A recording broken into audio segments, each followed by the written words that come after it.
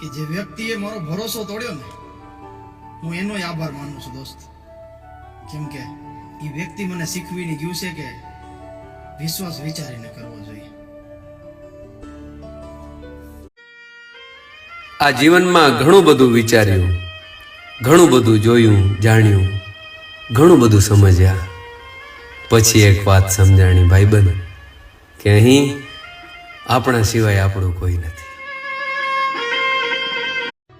કે જિંદગીમાં બહુ જાજુ ન મળે ને કાંઈ તો એનો બહુ અફસોસ ન કરવો બિરાજે.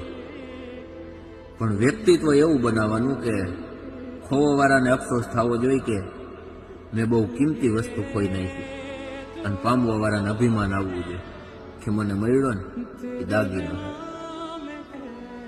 વાપરીને ફેંકી દેવાની તો દુનિયાની આદત જ છે જોગી. આંધળાને દેખાતું થાય ને એટલે સૌથી પહેલાં એને ટેકો આપતી લાકડીને જ ફેંકે.